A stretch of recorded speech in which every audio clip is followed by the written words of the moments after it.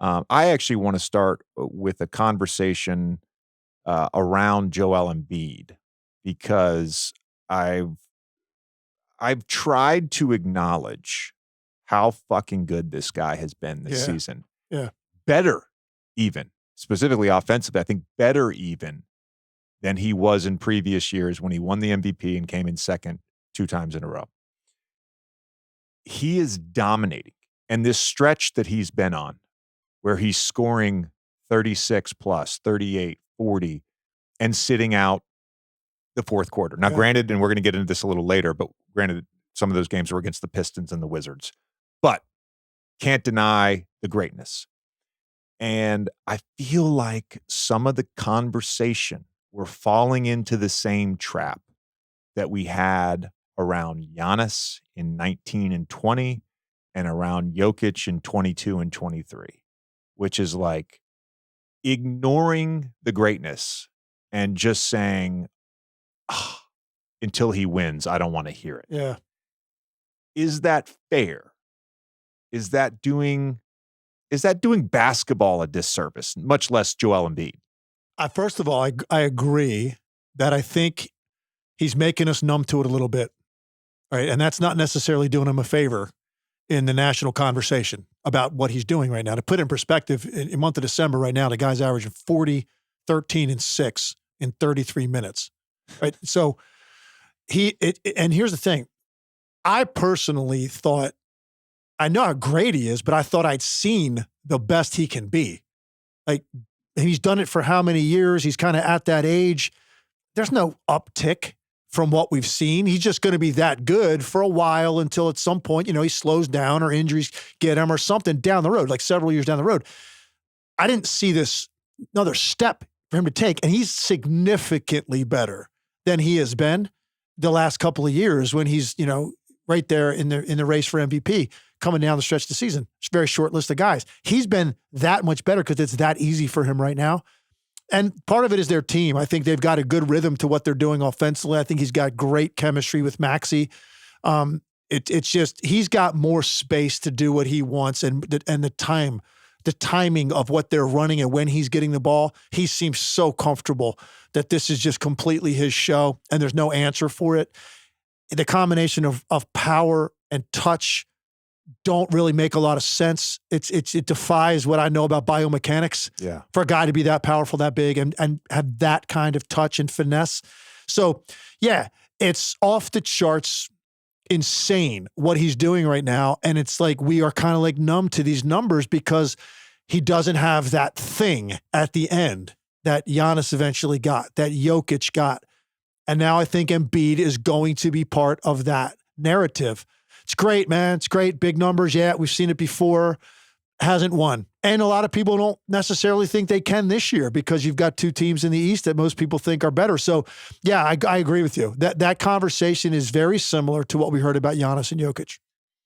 The point you brought up about the combination of power and touch, whenever I've done a Philly game, I call it like, Joel has decided to go into mash mode, which is where he's just going to overpower you and he's going to get deep position on a seal, or he's going to rim run early, or he's going to get an offensive rebound and just out physical you.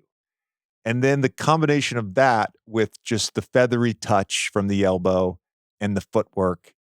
Giannis, I don't want to necessarily compare players, but I'm saying like with Giannis, it's a lot of power and speed and agility and some of the best footwork in NBA history.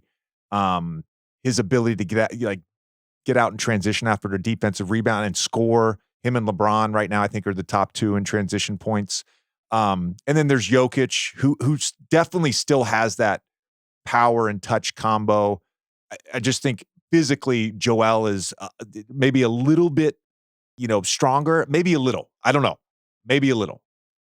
But those two guys, I think, have that combination that I don't know that we've really seen a ton of that in the NBA. Yeah, I love that. Power and touch. Yeah, right? Totally. And I honestly think for Embiid, in terms of just getting a guy on your back in the low post and really having absolutely no answer for what to do in that situation, I think this is the most dominant back to the basket low post player in that setting since Shaq. Yeah. I think that's the best comparison okay. because like he literally just throws guys around and he gets them sealed and there's nothing they can do but foul him.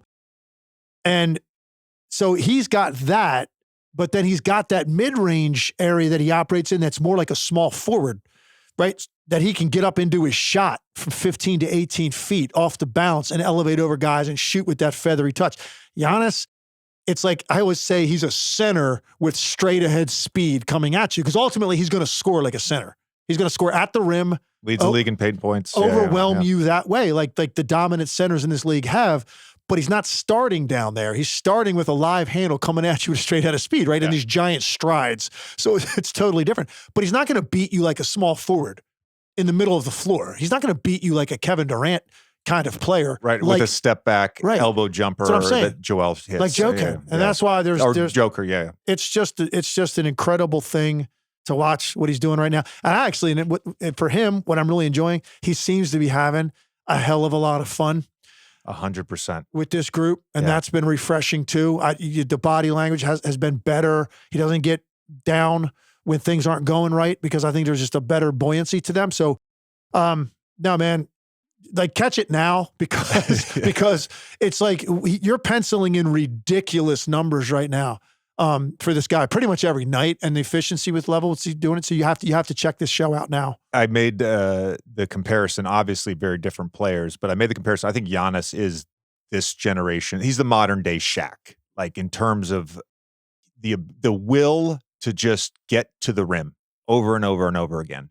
And, Joel does that to an extent at times. And I think the two of them are because they can overpower you because of their physicality. Ultimately, that leads to a lot of free throws, which is, I think, part of the reason, a small part of the reason, beyond just the playoff stuff, that there's so much, at times it seems like negativity towards Joel because he's been called a foul merchant because there's montage videos on Twitter of him, taking a slight bump and acting and falling.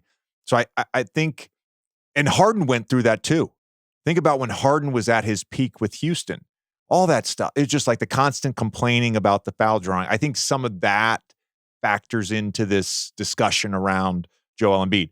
One thing I find very interesting is, this has never been said publicly, of course, but like, I think to a degree, there was a sense that Harden helped Joel get the MVP, right? Because of that two-man game, it was very proficient and efficient in that pick and roll. And the ability for Harden to just come off a screen, throw a little bounce pocket pass, Joel at the elbow, bang, right? It was part of the conversation.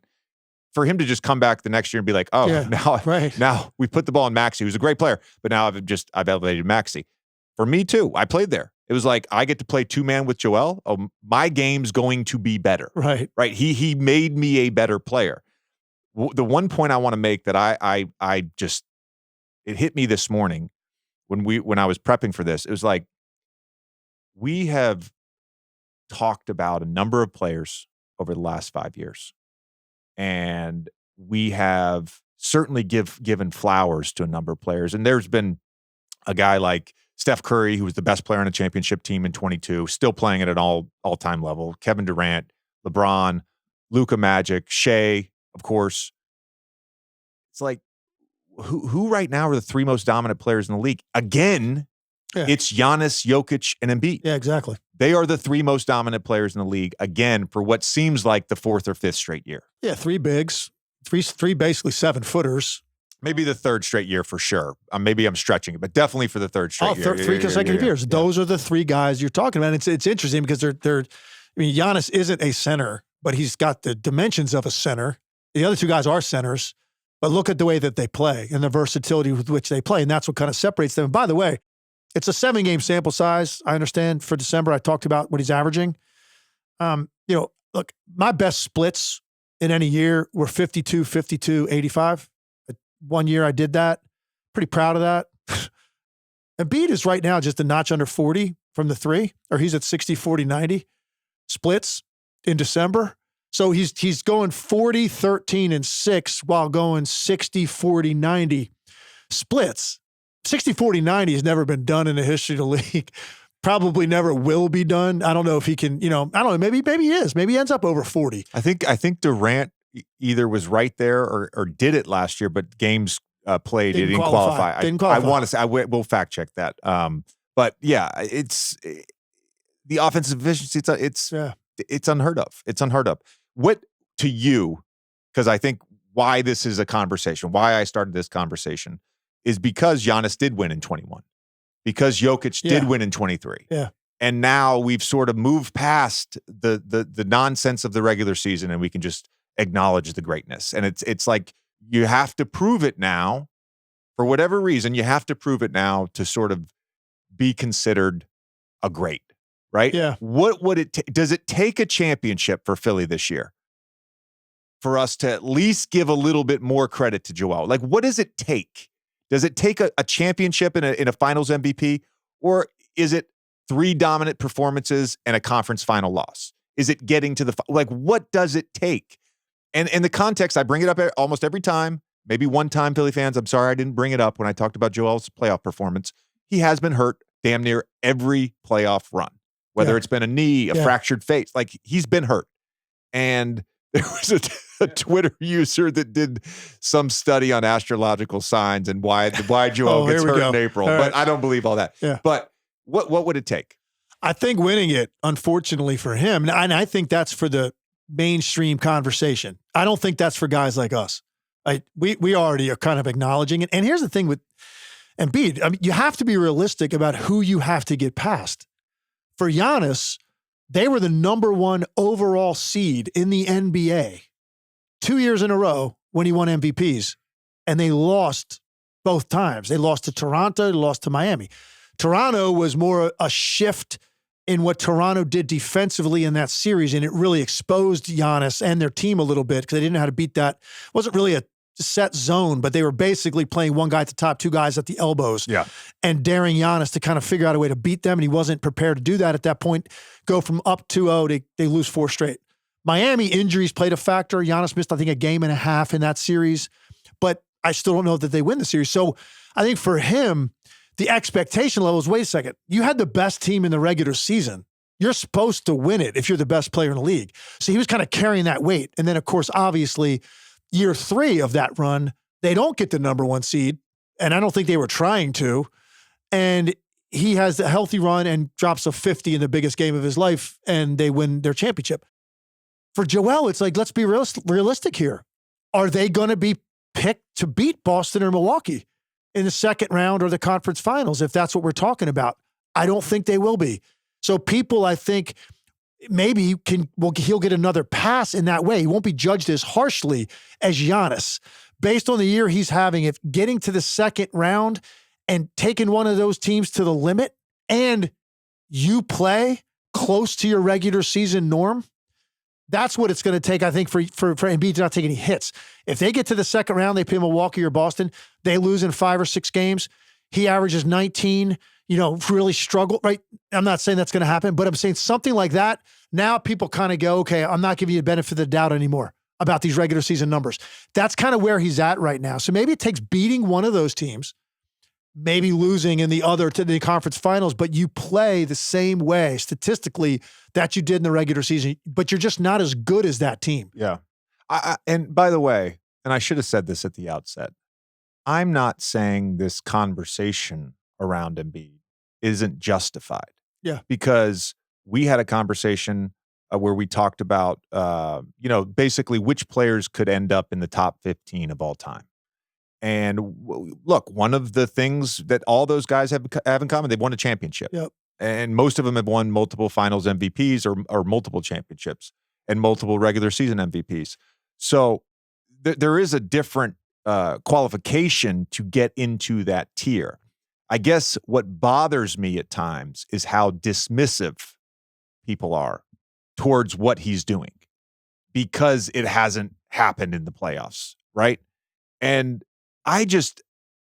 fundamentally, I just like being appreciative of basketball and great basketball, whether that's a regular season game or the playoffs. Yeah. And certainly the playoffs matter more. I'm not saying that. Like, playoffs definitely matter more. I experienced it. They matter more.